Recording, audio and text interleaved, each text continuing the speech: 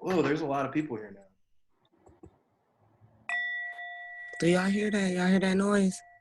You hear it? That's my singing bowl. Oh, I got a singing bowl. Wow. thank you. Awesome. Actually, will you do that again? Mm-hmm.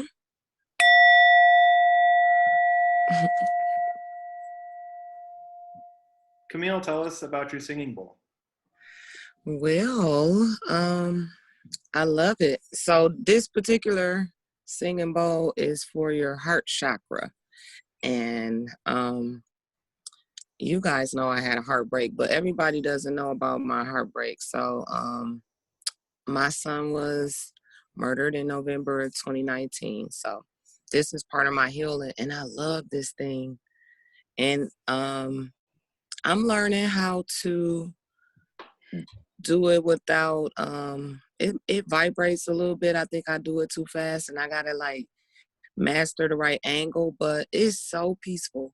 And I did some research on sound therapy and just singing bowls, and it really does give me some kind of peace. So the goal is to get all of them for all the chakras and different ones, and see how that works out for me to expand. But I love this. And so I've gotten everybody, all the kids to do it. And they say the more that you play them, the more they get in tune. So, and they don't really know the history of exactly where these came from. But this one in particular came from Nepal. And it was handmade too. So it was pretty cool. I got it from Greenfields, another commercial, East Side. Shop small. So it's currently 7:02. Because some folks might be downloading Zoom for the first time and using it for the first time, let's wait another like minute or two. Okay. But then we will dive into the proceedings. Okay, cool.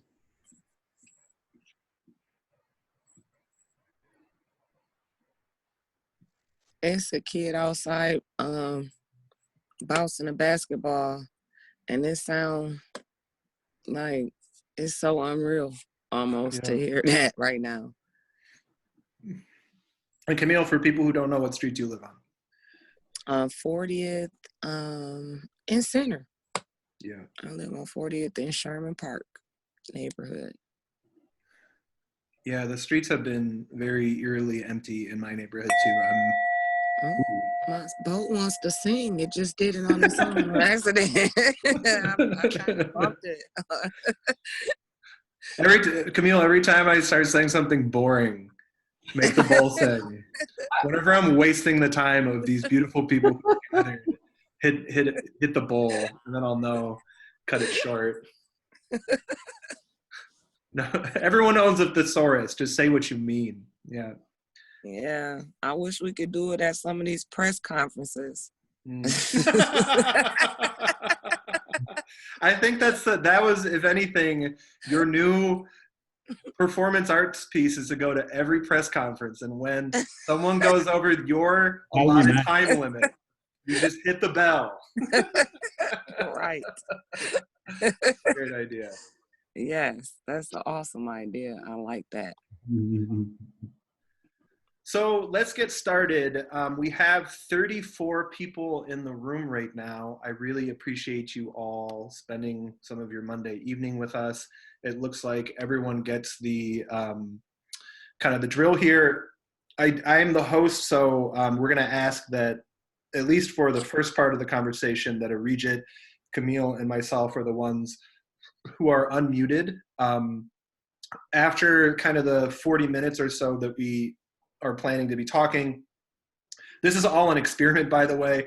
We will open up for conversation. It might be hard with 35 people or however many people come into the room. So we'll figure out exactly how to facilitate question asking or comments when we get to that point. So that all said, I mean, that's a good, that segues nicely into what we're doing. So Mary Louise Schumacher, who I'm just going to spotlight for a second. That's Mary Louise, if you can see her. And Kevin Miyazaki have been doing this incredible project named This is Milwaukee. And This is Milwaukee is a series of interviews and portraits that they've been making over a while now. They've done 90 plus. It's this incredible project where they're exploring democracy and citizenship. They've done all these interviews. It's been a year of work for them. They're putting those out on Instagram. They're now on Facebook too. So please go to This is Milwaukee on Instagram and Facebook to see the work they have. In a lot of ways, the work that they've been doing talking about democracy and citizenship, maybe in this moment, are more relevant than ever before. And the way that we got where we're sitting right now is I was interviewed for one of the interviews. I was on a run in my neighborhood last week, and I just thought to myself, I wonder what Regit's thinking. And a couple weeks prior, I'd talked to Camille on the phone, and it just felt really good to reconnect with you, actually. We hadn't talked in a little while. And I called up Mary Louise and said, you know what, you have this incredible set of people that you've interviewed for This is Milwaukee. What if you curated conversations among the people they interviewed for This is Milwaukee, and that's how we got where we are right now. So this might be the one and only. If this goes well, there might be more. We'll see. We are just organizing this on Zoom because this is what we have at our availability. And that said, that's enough of an intro. We actually decided not to give ourselves to spend any time really telling you specifically who Regit, Camille, and I are. We're just people for all intents and purposes right now. But I did want to start. I'm kind of facilitating a little bit. I have a list of questions. First, Regit and Camille, in less than a minute, because this could take up all of our 40 minutes. How are you? I'm good. I'm good because I'm comfortable right now. So that's what I'll say. And I'm optimistic. I'm lonely because I'm stuck in my house. But I've been more of Milwaukee walking and doing things. But I've also realized, I think, what the priorities in my life are. So I'm beginning to rethink what priorities are, which I think is pretty exciting. Mm-hmm. I will go last on how I am. I will just say I am so, Regit and Camille are two of my favorite people in the city. A lot of the work that I do in the city, the reason I feel hope on a daily basis is because of people like Regit or Camille.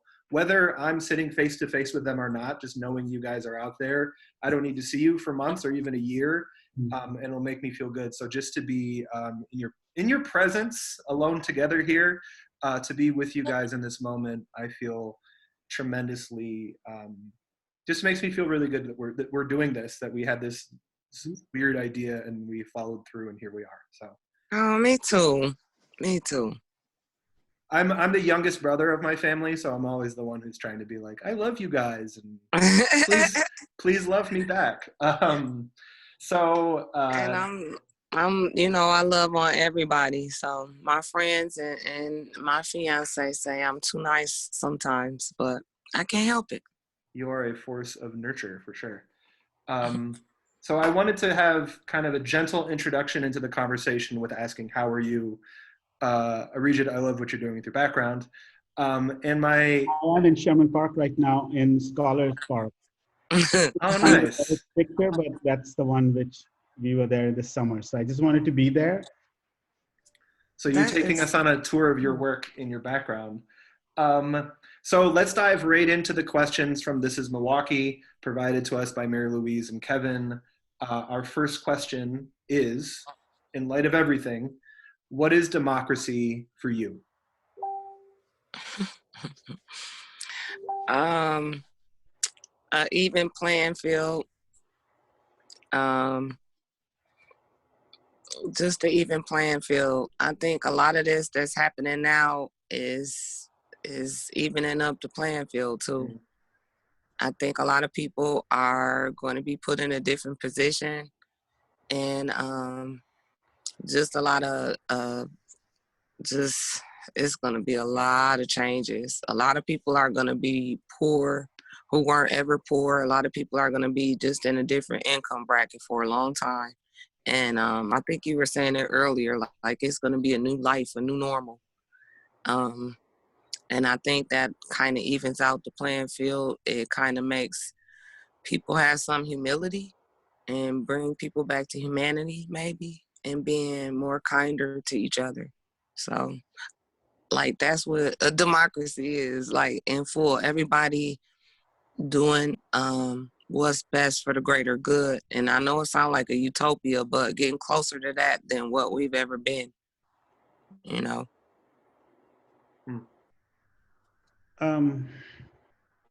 I still think democracy is, rule of the people, equity, and so on. But I've been rethinking democracy a little bit. And I kind of feel a little bit that democracy as a term has failed us simply because democracy comes out of demos, people. And so how we construct peoplehood produces exclusions. And the virus has taught me that. I think more humanity is something that I want to talk about rather than democracy now, because democracy produces walls. One, it's always based on the nation state. And number two, democracy has kind of failed us because right now we face a position where our elected representatives who we have with one vote per person have put up there are not really doing that well. So that system, I find, it has always been problematic, but I think this particular moment has laid it bare for me.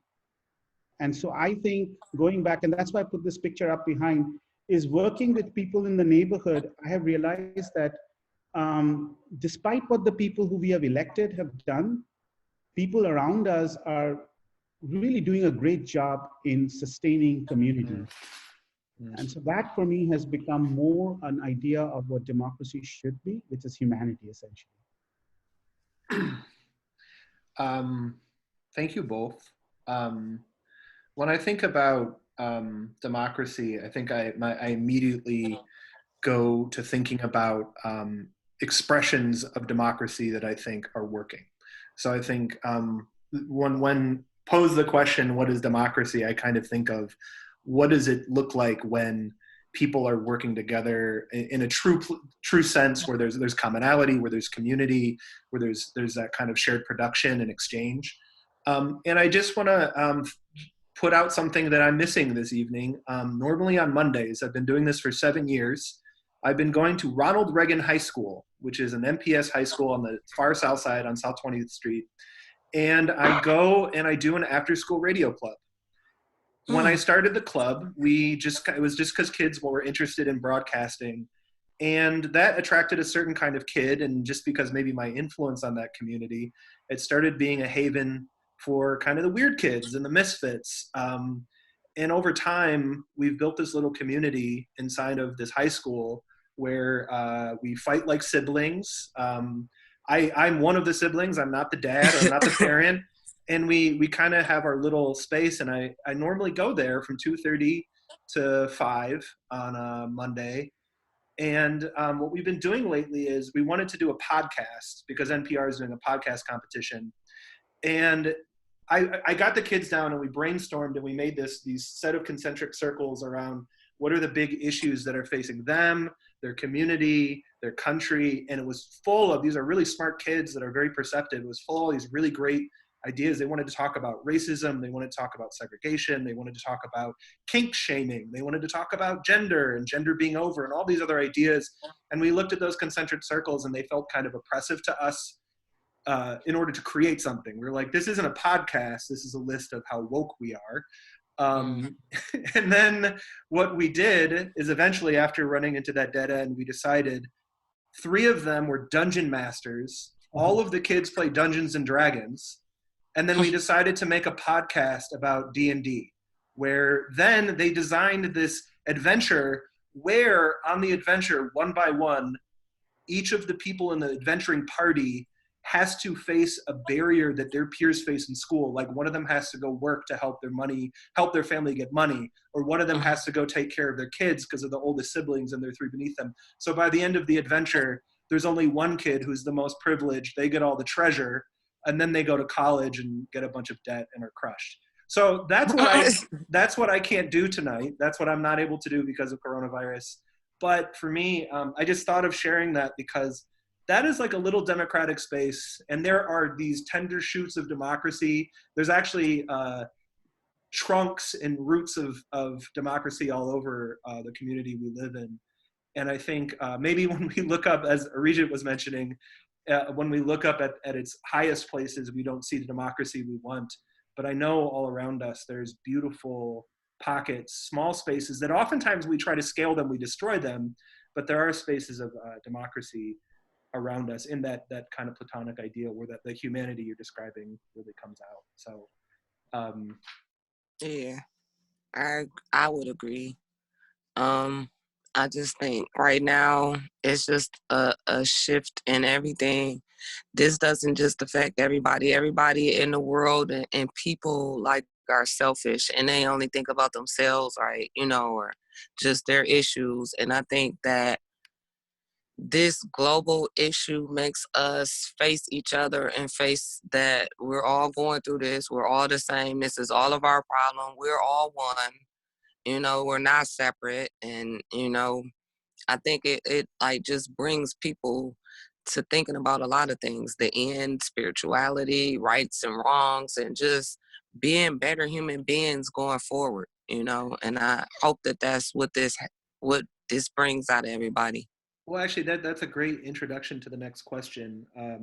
To what extent are you optimistic about the future of the country? So, like we were saying earlier, and kind of to bring together what I was saying just now, it's so many people who are going to be affected financially. Like Mm-hmm. everybody is being affected already now. Like just when you think about things like what are people going to do, a lot of people are not going to have things that they kind of took for granted or we used to or whatever.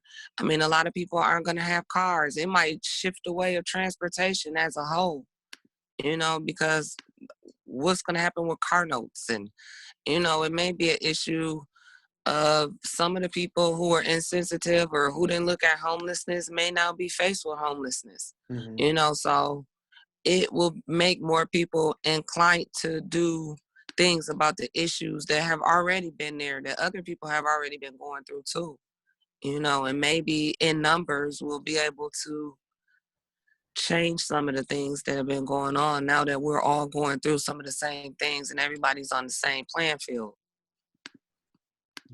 So that's, I mean, in the bad, you have to think about the good. And I'm hoping that this will make people want to be better just as a whole to people, just to our earth.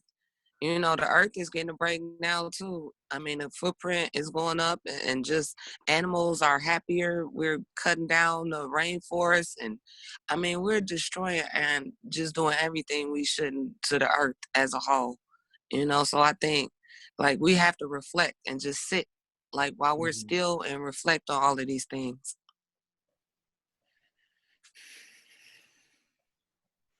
Yeah, I went to Walgreens yesterday because I ran out of medication, and so we are practicing social distancing, and you would think that social distancing is taking us away from each other, so we are separate. But I was hyper aware of everyone in Walgreens. There was an older woman, and she kept coming too close to me, and I'm like, I don't want to give her a disease. And I suddenly had that humanity in me, that kind of empathy in me, that I kept moving Mm-hmm. away. There was a little dance I was doing. I was just trying to keep a distance from her. And it occurred to me that social distancing actually may be isolating for some, but it's also making us hyper aware of the person in front of us, people who we just didn't recognize 5 days. But I also happened to have, the question was what future of the country. I happen to be a person who's been to many countries. I was born in a different country, then I became American. So I often stand in the line, immigration line, and then I cross the immigration line into another country. Sometimes going back to India or coming to US, I still remain the same. So I find again, this is another reality call for us about the fragility of the word country. Because right now there are people in detention centers in the border who are being kept close to each other despite coronavirus. Mm-hmm. So I think being able to see beyond countries, and as soon as you see beyond country, there's a lot of hope in us. There is. Because whatever I'm feeling right now, somebody in Iran is feeling worse, perhaps. Yeah. So I think that's where the future of the country, I don't know, but the future of humanity, I think we are going to do good, even though it's a bad time to say that, but I think we'll do good. I am going to sound pessimistic for a little bit. So since the industrial peak in Milwaukee in the early 70s, Milwaukee has lost close to 100,000 manufacturing jobs. Many of those jobs went overseas to countries like China or Mexico, ironically to Mexico. But about 40,000 of those jobs relocated to Waukesha, Ozaki, and Washington County. Just beyond the end of the bus line, on purpose, probably. In those 50 years since we lost 100,000 manufacturing jobs, the forces of segregation bottled particularly African-American people, Black and brown people, into communities whose geographies could no longer provide the opportunity that brought them there in the first place. We have truly poured with billions of dollars in our region and trillions of dollars across the country, racism into the infrastructure of our culture and our society. So I think I live in a city a lot of times. I live across the schizophrenic personalities of Milwaukee. I'm a perpetual line stepper. I travel across a lot of communities. There are people in Milwaukee who live in crisis, in disaster on a daily basis, which is not to say that communities where that's happening, there's nothing good happening there either. There's an incredible hustle, an incredible struggle that exists too, an incredible amount of humanity there. But I guess to actually just to connect to Camille's point, I feel like in a weird way, I'm feeling optimistic because our whole country in this moment is being faced with the idea of crisis. When I live in a city that's been in a slow motion crisis, because it's been in slow motion, there are enough people of privilege that are comfortable enough that we don't have to say we're in crisis. So I think in a weird way, I felt a relief that I don't wish coronavirus on us, but the fact that people are looking around them and seeing how tenuous everything is, how hand to mouth it is, that corporations in the course of the week, I'm just saying what a meme said earlier today, corporations in the course of a week are falling apart. I mean, we are living in a fragile country, in a fragile place. And it's that I feel that all the time living in Milwaukee. This is a city where we have a really high tolerance for fucked up stuff. And I think now that we're all fucked, it makes me feel a little more optimistic. That's a weird thing to say, but I'm recording this and I'll edit that out later so I don't seem callous. It's true. I mean, that's the truth. That's basically what I'm saying too. Like, it's a lot of people who've been going through this and struggling and didn't know what they were going to do for food or transportation, and they had problems anyway.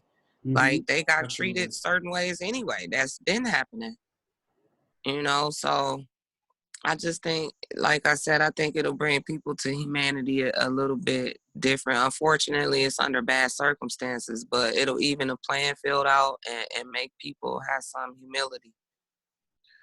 So this is a good point. I just want to give everyone permission, if you have your screen on and you want to drink bourbon or wine or beer or any other libation, it's totally allowed. There's no respectability politics in this Zoom. In fact, you get points for drinking alcohol if you want to. Okay, next question. When you think about Milwaukee when you think about Milwaukee, what are the challenges that feel most pressing right now?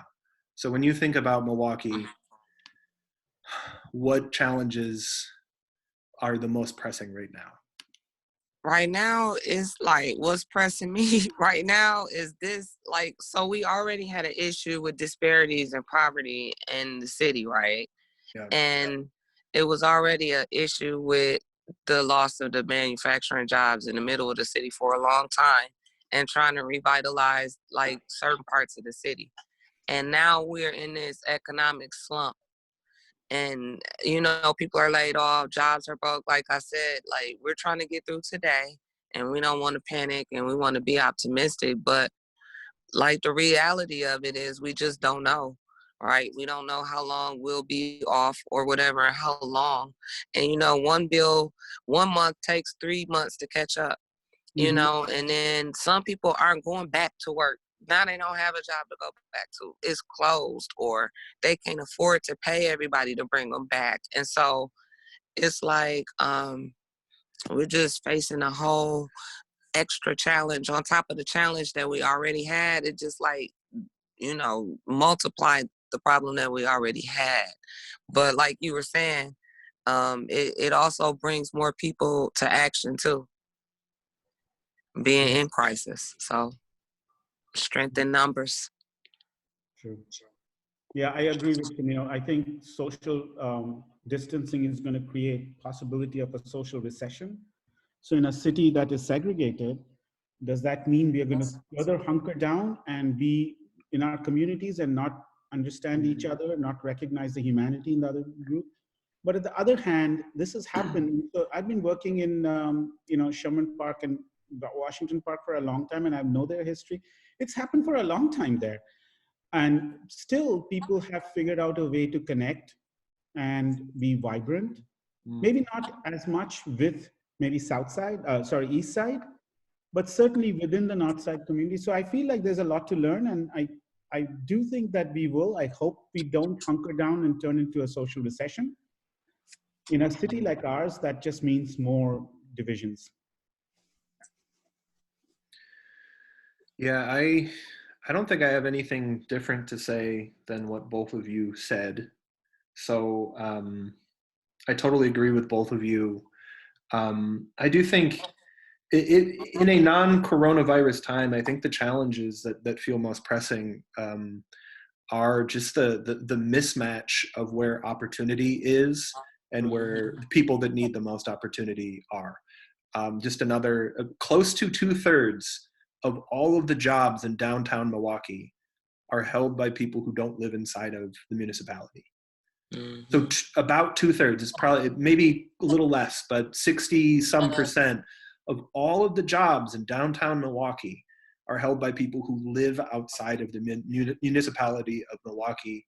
The number of jobs in our city has been actually remaining pretty steady, but the number of manufacturing jobs are decreasing. All of our job gains are downtown, and we don't see a major rise in the people having them. So I think, I've seen something that I might only see once in my lifetime, which is a multi-billion-dollar building boom downtown.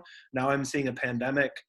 I think one of the things that keeps happening in our city is trickle-down economics, frankly. Like, whether there are people who believe in trickle-down economics in their heart, they advocate for it in practice. And I think, we have seen in our region that it will never, ever trickle down. What has been happening over our last 40-some years has been only deeper entrenching the disparity that is a disaster in our area. So next question: what are the qualities that matter most to you in our political leaders? Well, it's kind of like a unicorn, but we got a few.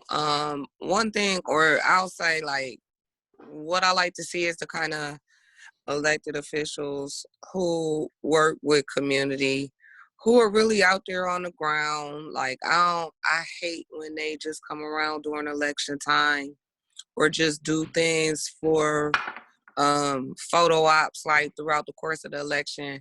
Like, people who are really involved, people who really know the issues, people who really get down to the root of what's going on in their community. I can respect that. I can't really respect anything else. There's a lot of people in politics for greed, or just, I don't know why they're there, for power or whatever, but somebody who really has it in their heart, the people in their heart, the community, and improving the city in their heart.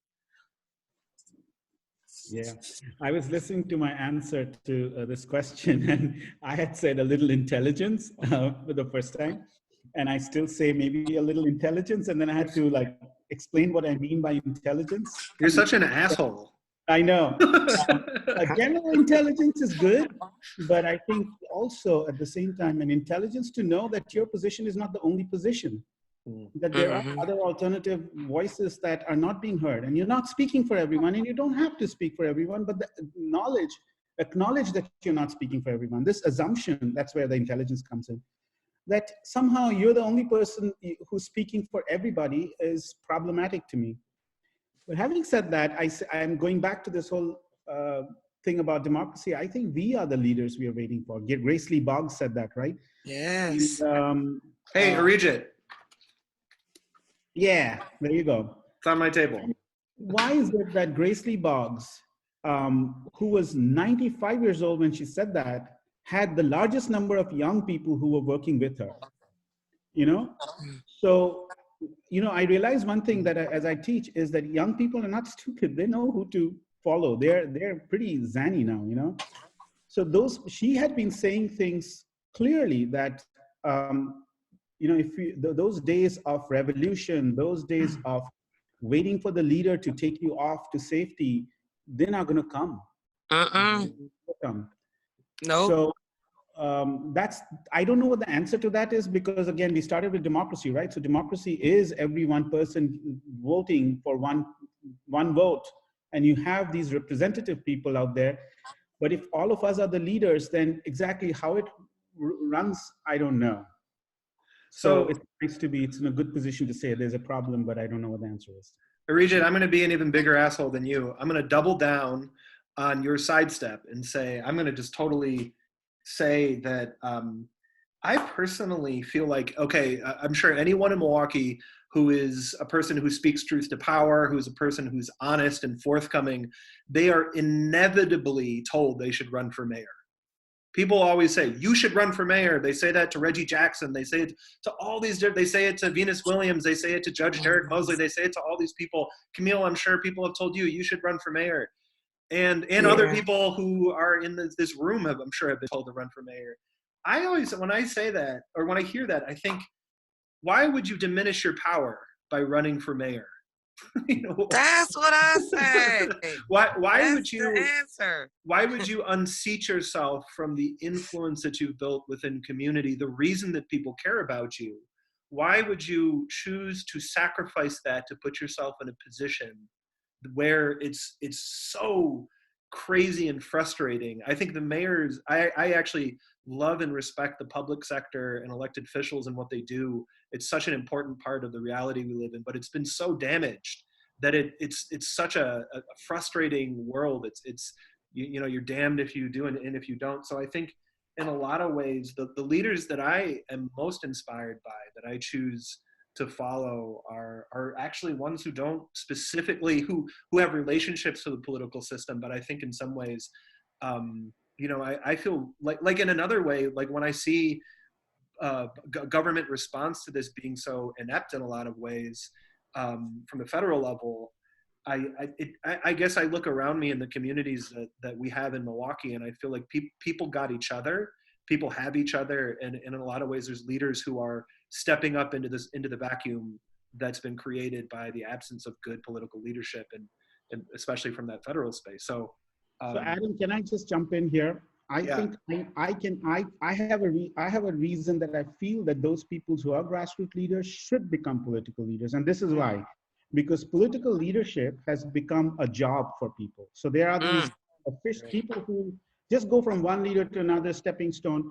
But the ones who are actually working for community, they have the humility to understand that standing in a community, you don't have one voice. It's like your family, like on a Thanksgiving Day, right?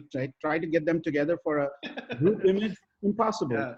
But they have dealt with it, and what comes with community engagement and community leadership is a humility, a sense of humility, and a sense of knowledge that not everyone is sitting around the table are you. They're looking at it differently, and have to bring them together. If that person goes up and retains that, if the system allows you to retain that kind of humility that you have, we'll have great leaders. Yeah. But we don't have great leaders because we have leadership is a job. It's a vocation now. People get into the money or whatever. Yeah. I got an interesting thing to tell you guys. I don't know. I'm sure we probably talked about this before, but this is for whoever may be listening to. So before I started doing community work, I did like events and I helped out with a lot of campaigns. And so I was out in the community a lot doing doors for campaigns, right? And I would be talking to people, talking to them about the different candidates and, just going down the line, talking about things. And I realized like people just didn't know like who did what and they just didn't know a lot about stuff.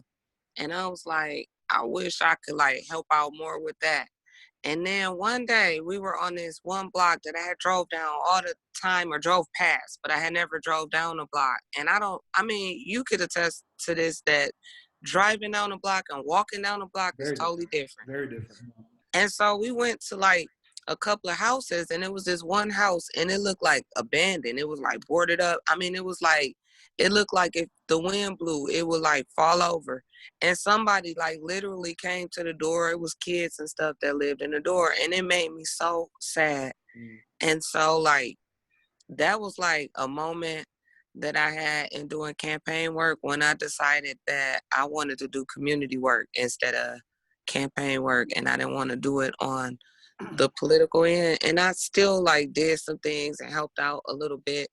But as I do community work more, I see like it's kind of double side, or it depends. Like for me, I'm like what Adam is saying. I think that I'm empowered as just a regular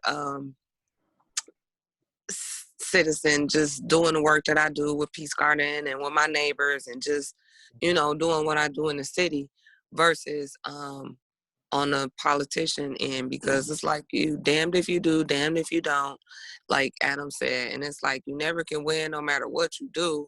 And it's something about that political hat that steers me away. But then at the other token, I see some other community leaders who are like, and I agree with Aretha to a sense, like they would be a good person to do it because they have the heart, they had a passion. It's not just a job to them. So I see that and I agree with that, but not for me. I got to be out there. I can't be like running from meeting to meeting and doing the things that are behind the scenes that the politicians do. I have to have my hands on the ground, in the soil with the people. So I got to be out there with the youth and in the community because I love that part of it. You should run for mayor. Me? No.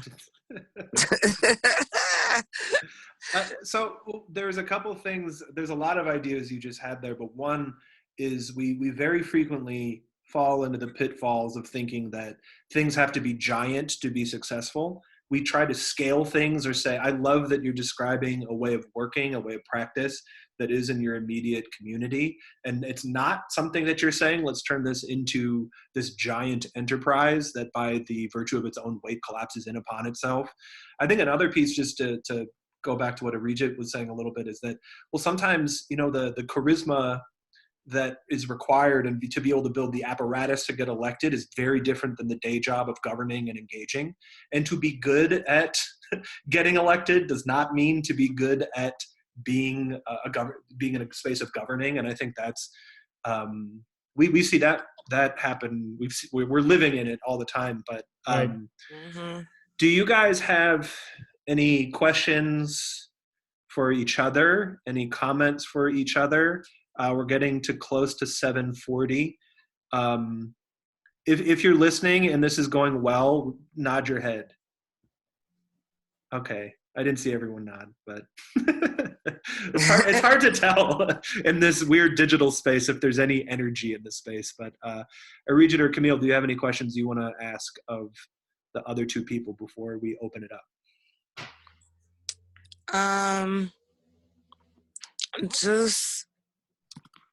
I guess it's not so much a question, just more so of a statement. Just like, I really just appreciate you guys, and I appreciate the diversity. Like, it's different to hear all of our different perspectives just from the different angles, but it's really the same. But it's like we do different things, but some of the things together, and it all ties together. And I think it's really cool to tell the stories of the work that we do together. I enjoy the tours, and I really enjoy the exhibit. I hate that all of this stuff is going on, but I just think that it's not just the work isn't just defined with one action or one thing that we all do, and it's like so many different aspects of what you do, right? Like you speak, you do tours, Regis is doing the community work and instructing. I'm doing the partial instructing and the exhibit with a region over here. I'm doing tours there, then the community work. It's just like along with all the other things that you guys are juggling around. So I'm just really looking forward to some of the work that we're going to do with the tours and the exhibit, and how we just pull together, the community into that. And the community appreciates the story being told. I think I want to say one thing before we open it up, and that is that we have to really reflect on the state of our precarity. That somehow, all of a sudden, we all thought we were, powerful, and we are all precarious. And there's a certain humility to precarity. And as an architecture person, what it's making us do is to begin to relook at places we always took for granted. Mm-hmm. And a lot of things we took for granted is appearing in front of us, these invisible things. Examples is, I know a bunch of people who basically students who had to go back home to do their online classes. They were elder women, their older sisters. As soon as they went back home, and they're not so rich, they went back home, they realized they cannot do any of the work at home because they have to take care of all their kids, or siblings, children, the kids. So some of the gender roles that we took for granted is visible.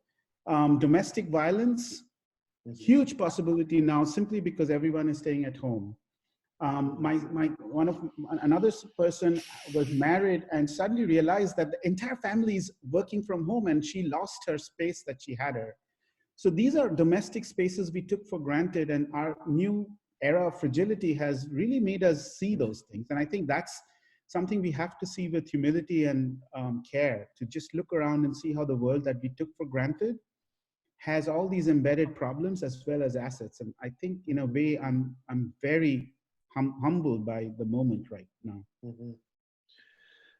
I just want to say that I'm just peeking a little bit at the list of names of people who have joined this conversation. There's 43 people right now, and every single one of you that I know, I've gone through my mental checkbox. I really like you and appreciate you and the work you do in this world. I think the people that I know who are here right now are phenomenal people. And those of you who do work in Milwaukee, you're the reason this is a great place, or part of the reason. Those of you I don't know, I'm sure we'd get there.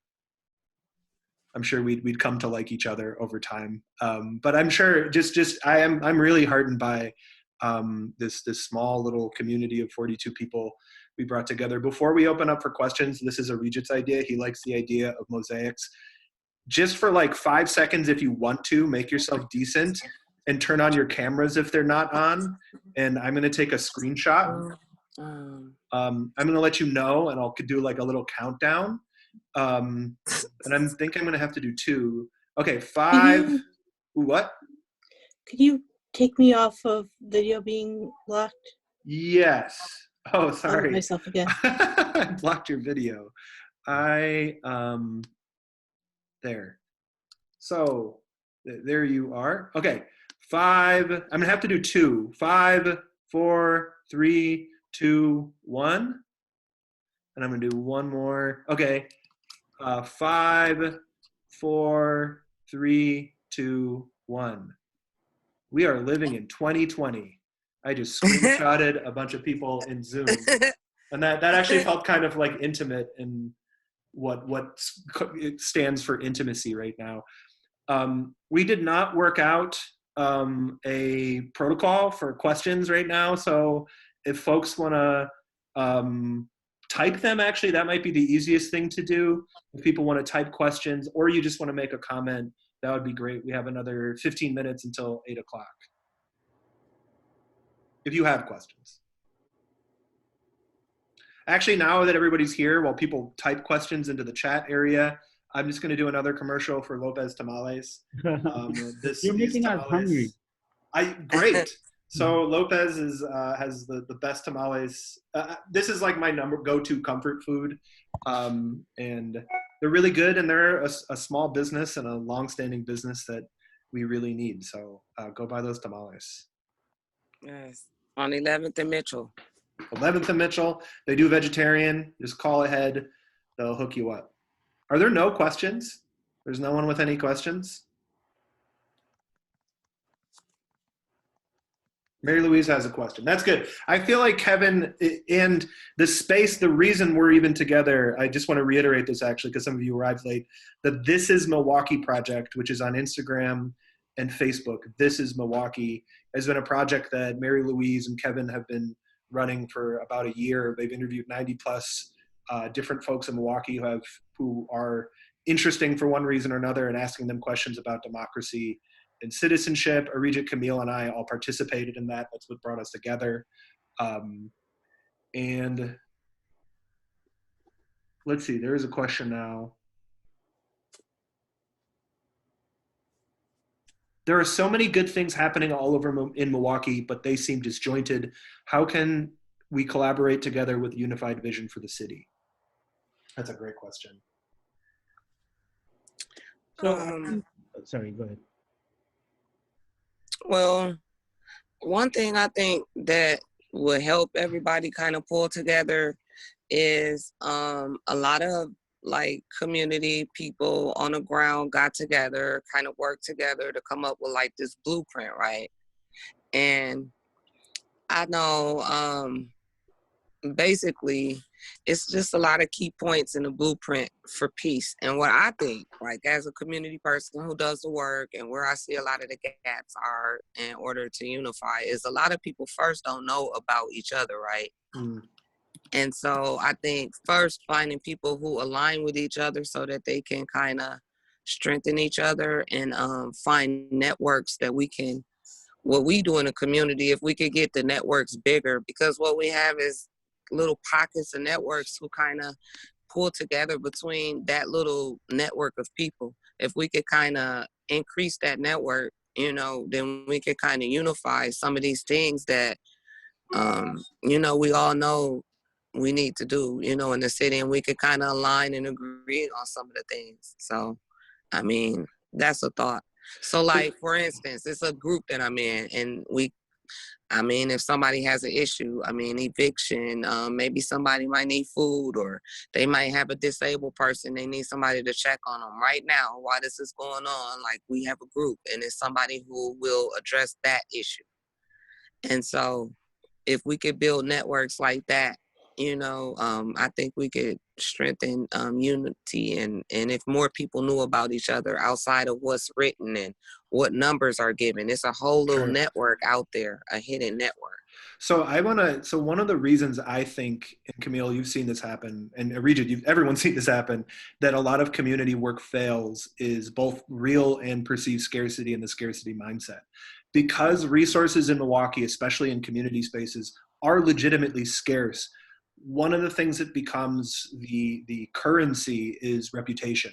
So reputational capital and social capital is so critically important in a lot of community spaces. So then what happens is a lot of it then becomes about ego. It becomes about credit. It becomes about who is recognized, who's not. And then you have people who were best friends starting to shit talk each other. And then all of a sudden you have factioning. So I think even within our silos, we have silos. So that's, I think, a misconception sometimes people operate with is that communities are one thing. I mean, a lot of times communities that are within a silo are hyper segregated within themselves, where you have people who are friends who maybe go to church together, but then they go to church together, but during the day at their jobs, they're opposing executive directors, and then they're mortal enemies. I'm going to read real quick. Kai wrote, "The best leaders are those with the ability to think outside the box and the grace to be flexible and addressing community needs. Need to address it and discourage silo thinking and promote true bridge building," for sure. Yeah. So you know what? I just want to say that maybe we do not want everything seamlessly the same. Maybe we do not want to have a city where everybody's thinking the same way. Maybe our strength is that the fact that we are disjointed. The question we should be asking probably is, how do we take this disjointed nature and make most of that character that we have in us? This is like again, my family on Thanksgiving, right? They're tied together, but man, some of the uncles are just crazy. But we still stay Yeah. together despite the difference. And that's where I think I have to, like, I've been reading a lot of Hannah Arendt because I think she's the person everyone should be reading at this point. And I feel like we need to understand the fact that our difference, seeing that the acknowledgement of our difference is our strength. Yeah. And for the longest time, the only people who have been working on this are artists.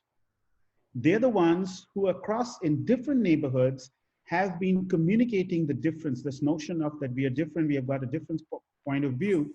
I think all of us from every other walks of life has to do that communicate. That job is ours, it's not going to happen from City Hall. It will never happen anymore.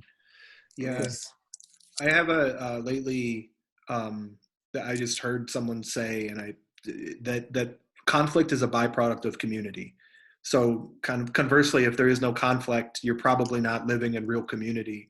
And the point then is not to embrace conflict, but to understand and build the shared understanding that community and a necessary byproduct of it is conflict, then creating means of navigating it. Of not saying conflict's happening, therefore now we're going to ghost each other and say, fuck you, I'm never coming back to this table. But that the conflict is healthy. Another piece is that community grows at the speed of trust. That's another, I'm just full of wonderful cliches, but community does grow at the speed of trust. And if you combine that with the fact that conflict is such an important part of community, I think, community does not travel fast. It's slow. It's something that needs to be built over time. Great questions are coming in here. Well, actually, just let me do this one first. Thank you for holding this conversation from Samantha. Will these continue? Should there be another one? Yeah, we will. Sure. Okay. But it won't be us three. It'll be three different people. I would love not to be the one talking. So what you're doing is actually in a disjointed community. We are from very different parts of the community. We are all together in a mosaic. That's exactly what's happening. You love mosaics. I love mosaics. Wish that Clint would be really good, but this is also good. Mary Louise asked how your thinking of late, Arijit, has changed on public space. So I wonder how you talk a little bit about some of your thinking of how public space is being impacted by this moment with COVID-19. Yeah, actually, I forgot what we had the conversation, but I've been thinking about this for a while. And so my original definition of public space was again from Hannah Arendt. It's like the table. When you sit around the table, you know that that's the common thing that you share. The table is what binds you together. So there's something common. And you also recognize that people in front of you on the table is not you. Somebody else has a different point of view. So difference and appearance were the two things that defined what public space was. And what I'm now finding is maybe we are not using the same spaces. We are not. Libraries are closed and all the traditional social infrastructure is closed. But I find a lot of people walking, going out for walks, hyper aware of each other. They're keeping distance. So that means even though they're keeping distance, they're aware of the other person right there in front of them. That's caring. And they're discovering different parts of the city. I've noticed that also, like not just from Milwaukee, but my friends all over, people discovering things in Seattle they've never seen before because they're walking out. So I think public space is changing. But then this morning I had a conversation with my students and we were talking about duplex houses, right? There's so many duplexes all over the city. And now, all of a sudden, when we are recognizing that we cannot go and meet people, the porches and the balconies has become the place where you can still have social distance and talk. But now this is not new. Mm-hmm. People have been using porches forever. We just forgot to use them. So all of a sudden, if you look around, the entire physical structure of Milwaukee is a different new public space. It's just walkable. It's on the street. It's across the porch. So I think when I was talking to you the other day, I was a little unsure of what the future of public space was, but I'm beginning to think a new public space is emerging. And that public space always existed. We just forgot when we got our car and we're driving from one place to another. Now we just drive from our car to get groceries. We don't go to someone else's house. So the car has become extremely pragmatic. It's just for useful things. Now we have to walk. So I feel like what's happening to public space is important. We need to keep looking at it. And I really don't know what I told you when we had a conversation, but this is the Yeah.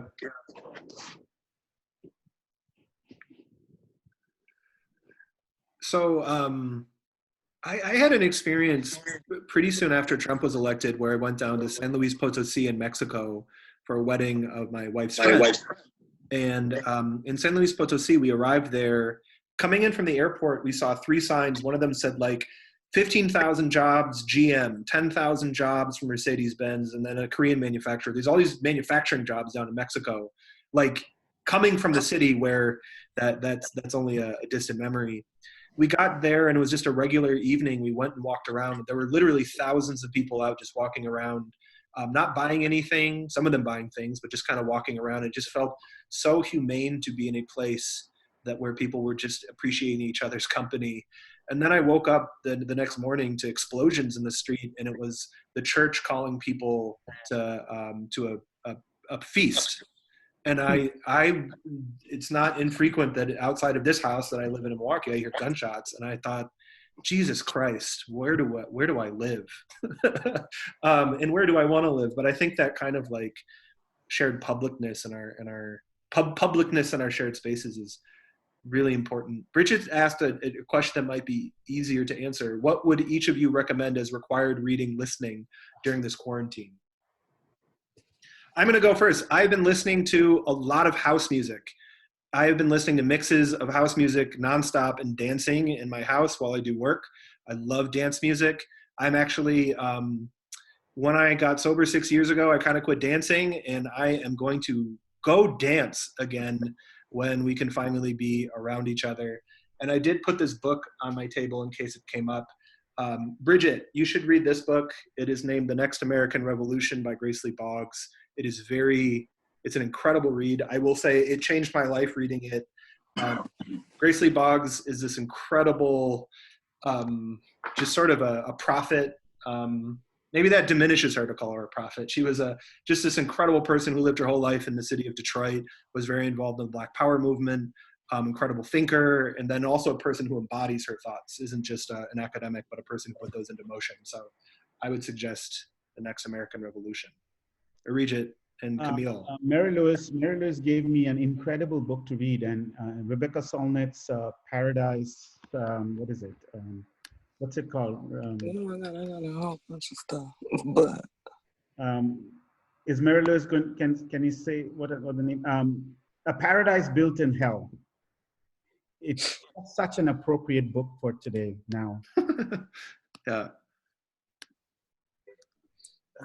oh, so like right now, I'm like listening. I'm lazy. I got the book, but I started listening to the audio book, Eckhart Tolle, A New Earth.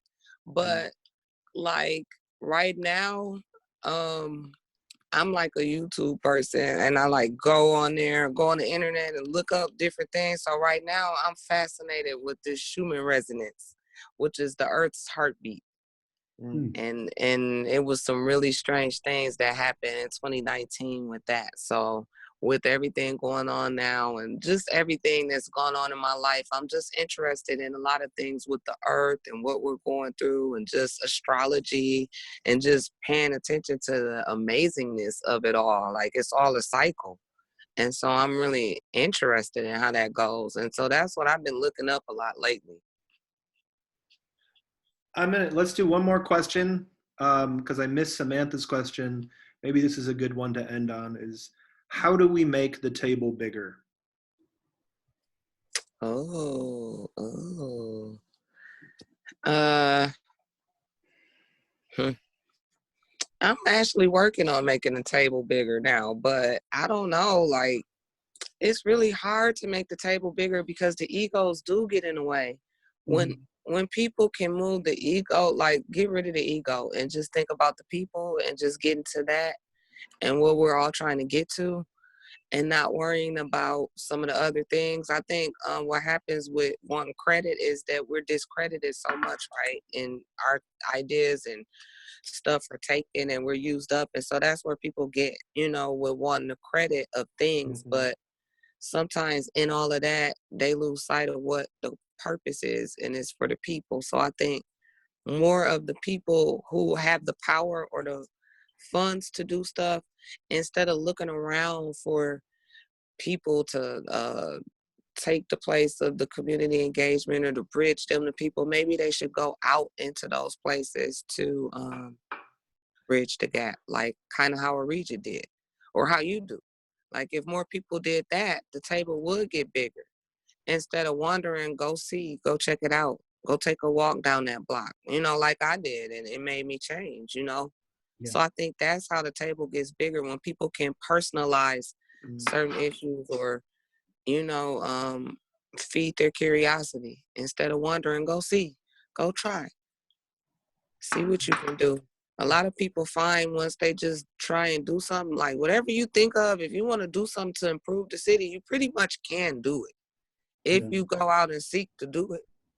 So I think that's how my table got bigger for me personally. I just actually went out and did and figured out, how does this work and how can I do this and how does one do that, and if I'm interested in this, who do I talk to, and just getting to know people and building that trust that Adam was talking about earlier. Mhm. I think the table gets bigger. First of all, it's all our person. Every one of us are responsible for this, so we have to try it. But I think the easiest way for us to make the table bigger is to let ourselves be vulnerable. I mean, that's really very important. We have been trained to so much, at least as a man, I can say, we have been trained so much to have everything controlled. We can't fail. We have to be perfect. So if I look back in my work, the first time I had gone to Washington Park and I sat in front of Munir, I was totally vulnerable. It was outside my university. It was in a community I haven't known at all. I'm an outsider. And that, just the fact that I came in without trying to control stuff, without trying to be perfect and be right, helped. And so Yeah. that's one thing I tell my students is, okay, make mistakes, but be vulnerable. And I feel like at this point, every one of us are so precarious and vulnerable. Maybe we will learn how to get rid of our need to control everything, be, right and perfect. That might actually enlarge the table. It would, I Yeah. think. I will say, Kai dropping wisdom in the chat here. COVID-19 has caused us all to reconsider what is important to us. Lots of creativity in how to navigate social distancing, parties and online meetups for cooking, exercise, and share of art and poetry, online free concerts, global sharing. Very interesting to take a pause in life and try to regroup in ways that aren't alienating.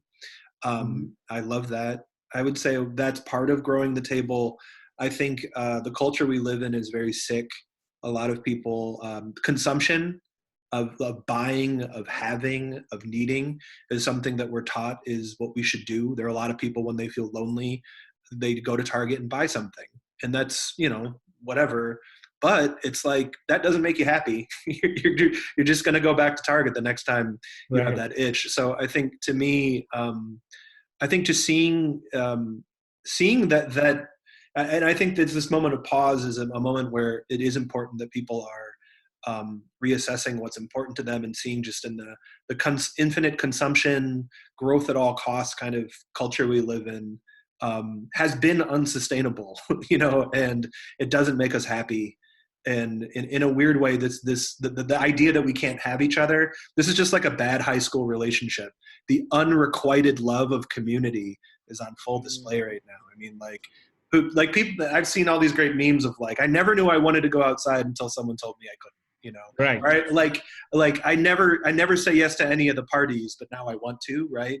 So we see that we need each other just because we can't have each other, and we'll write each other really long bad letters and read them and count the seconds till the next one arrives, and then everything will be normal again, and then we'll be like, oh, I didn't really like that person that much anyways. It was the LDR, the long distance relationship, that made it exciting. That sounds like a good play or a movie. Did you just make that up? It was a whole movie. It's like Sleepless in Seattle, I think, is the name of it. Yeah.